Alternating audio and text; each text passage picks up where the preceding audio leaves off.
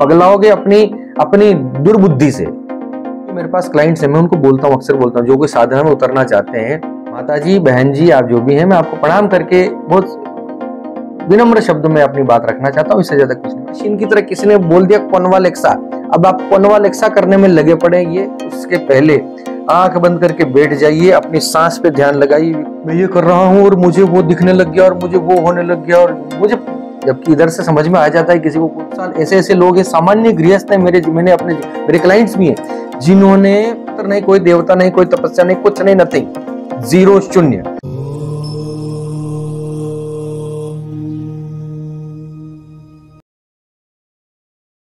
अमोघ शक्ति देखने वाले सभी दर्शकों को पंडित अखिलेश चौधरी जी का प्रणाम। मित्रों, बहुत सारे कमेंट्स आ रहे हैं, तो मैं कमेंट्स के प्रश्नों के उत्तर ही दे रहा हूं जो आप सबके काम आएंगे। तो एक तो कमेंट ये आया कि मैंने उसमें बताया था कि फलश्रुति के अनुसार कि 6 महीने तक लगातार पाठ करने से क्या फल होता है। एक कमेंट आया एक बहन का कि 6 महीने तक लगातार ललिता सहस्त्रनाम का पाठ कर लेंगे तो इंसान पगला जाएगा। बताओ, भगवान का नाम लेने से कौन पगलाता है? आपकी बात 50% ठीक है, 50% गलत है। कैसे? पगलाने के कार्यक्रम उनके साथ होते हैं जो मानसिक रूप से कमजोर होते हैं, जिनका ध्यान का अभ्यास कम होता है, जिनकी आत्मबल बहुत कमजोर होता है। ठीक है, तो वो उनके दिमाग में हावी हो जाता है। कोई चीज अगर आप देखो, अपने आम सामान्य जीवन में भी कोई चीज को लगातार सोचेंगे तो कहीं ना कहीं आपको अंदर विक्षोभ होगा ही होगा। लेकिन मां किसी स्तोत्र के, किसी पाठ से, किसी मंत्र का लगातार जाप करने से कोई पगलाता नहीं है। हाँ, अगर उसने ठीक तरीके से उच्चारण नहीं किया, ठीक तरीके से उसने उसका पालन नहीं किया, उसके नियमों का, विधान का पालन नहीं किया। विधान माने एक सिंपल समझ लो, उच्चारण, आपकी मन की दृष्टि, ठीक है, आपका शुचिता, शुद्धता जीवन में, और आहार विहार व्यवहार ब्रह्मचर्य का कोई साधना आप कर रहे हैं तो ठीक, नहीं तो नित्य जीवन में आप, मैं आपको बड़ा क्लियर बताता हूं, देखो, सामान्य जीवन में अगर आप इसका पाठ, कोई भी पाठ मंत्र आप करना चाहते हैं, शुरू कर दीजिए भगवान का नाम लेके। ठीक है, करना क्या है? सूर्योदय से पहले उठिए, ठीक है, शुद्ध रहिए, सात्विक रहिए, आपका उच्चारण स्पष्ट रहे, जो मंत्र, जो स्तोत्र, जो सहस्त्रनाम, जो कवच आप कर रहे हैं, उसका आपको अर्थ पता होना चाहिए कि इसका अर्थ ये है। कई मंत्रों का अर्थ नहीं होता, ये भी क्लियर बात है, लेकिन उस देवता का तो पता है। उस देवता का ध्यान आपके मन में होना चाहिए कि मैं क्या पाठ कर रहा हूं। आपको ये नहीं कि मशीन की तरह किसी ने बोल दिया कॉन्वालेक्सा, अब आप कॉन्वालेक्सा करने में लगे पड़े। ये इस पे भी वीडियो बनाऊंगा, एक वीडियो इस पे भी आएगा, ठीक है। ऐसा नहीं, आप अपने जिस देवता के प्रति आपका अगाध, आपका अटूट श्रद्धा है, उसका आपको ध्यान होना चाहिए कि मैं शिव पंचाक्षर मंत्र अगर जप रहा हूं या कोई मंत्र, तो मुझे शिव का ध्यान रहना चाहिए कि शिव कौन है, शिव का स्वरूप कैसा है, इस मंत्र का अर्थ क्या है, नमस्कार है भगवान शिव को, इस प्रकार से ये फीलिंग आपके अंदर होनी चाहिए। झूठ बोलना कम से कम होना चाहिए, कम से कम मैं तो कहता हूं नहीं बोलो। अब आज के कलयुग में छोटा मोटा निकल जाए, ठीक है। शुद्धता, शुचिता रखिए अपने जीवन में, अच्छे आचार विचार रखिए अपने जीवन में, कपट से दूर रहिए। भगवान से ये प्रार्थना कीजिए कि प्रभु आप प्रसन्न हो, मैं आपकी प्रसन्नता के लिए ये करता हूं, मेरे परिवार पे कृपा कीजिए, मुझ पे प्रसन्न होइए।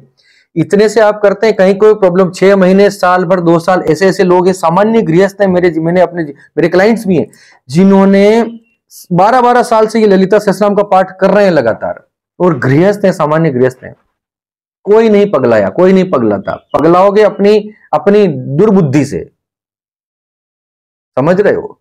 दिमाग में बहुत सारे कचरे भरे पड़े हैं, बहुत सारे क्लेश भरे पड़े हैं, और फिर आप उस नेगेटिविटी के साथ इन मंत्रों को आप जाप करोगे तो हो सकता है आपकी नेगेटिविटी बढ़ जाए। आप इमोशनली इतने लो फील करने लगे कि उससे संबंध इस प्रकार से जोड़िए कि जिसमें आप और हम बराबर की बात कर सकें।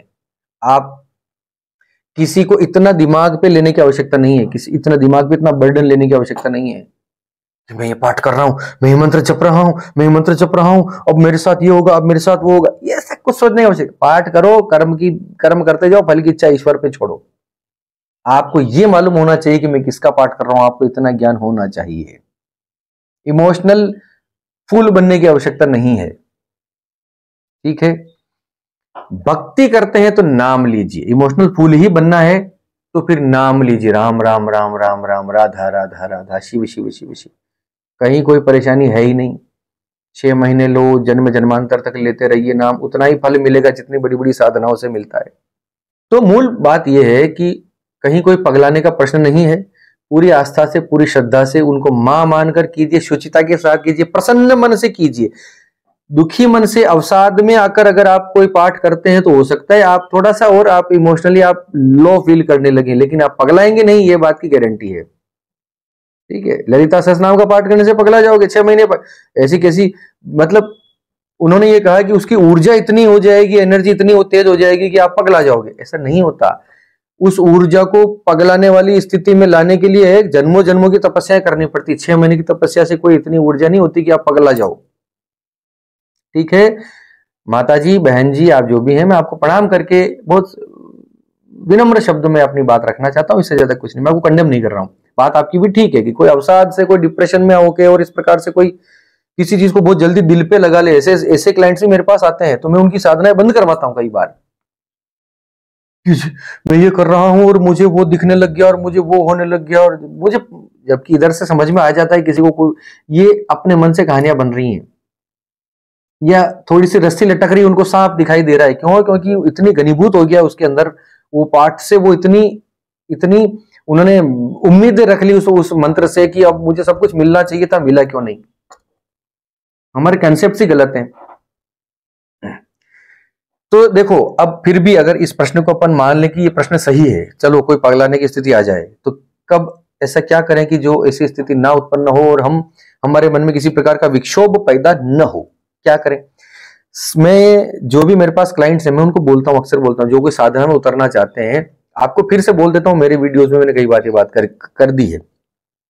सूर्योदय से पहले उठना है, 8-7 घंटे की नींद पूरी लेना है, स्त्रियों को शुद्ध दृष्टि से देखना है, शुद्धता शुचिता आपको रखनी है, और कोई न कोई ध्यान की विधि अपनानी है, सिंपल ध्यान।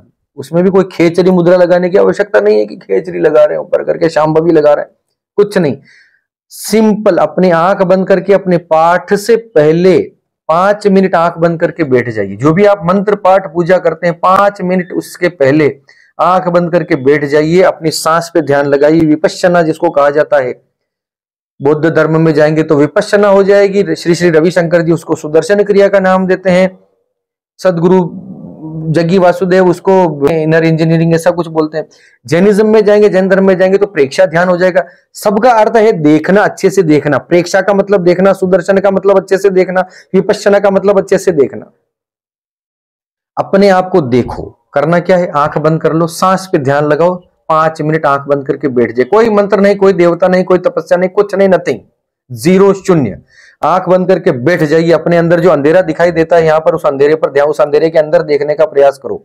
ठीक है, पाठ, फिर उसके बाद आप अपना पाठ करो, मंत्र पूजा करो, जो करो, उसके ठीक बाद वापस पाठ कंप्लीट होने के बाद वापस 5 मिनट ऐसे ही आंख बंद करके बैठना है। और जो अब तक आपने पाठ किया उस एनर्जी को, अपने अंदर वाइब्रेशन को अपने पूरे शरीर में आपको फील करना है। 5-5 मिनट का 10 मिनट आप एक्स्ट्रा दे दीजिए, आपको कहीं पगलाने की नौबत नहीं आएगी। ये इस प्रश्न का छोटा सा जवाब था। खूब पाठ कीजिए, खूब साधनाएं कीजिए, खूब भगवान का नाम लीजिए शुद्ध उच्चारण के साथ। कहीं कोई प्रॉब्लम नहीं है, करते रहिए। हिंदू है, सनातनी है तो करेंगे करेंगे करेंगे। महाशक्तिशाली विद्याएं हमारे साथ में है। चलिए, इसी के साथ आप सबके मंगल की कामना करता हुआ मैं पंडित अखिलेश ओदेचा आपसे विदा लेता हूं। धन्यवाद। सर्वे भवन्तु सुखिनः।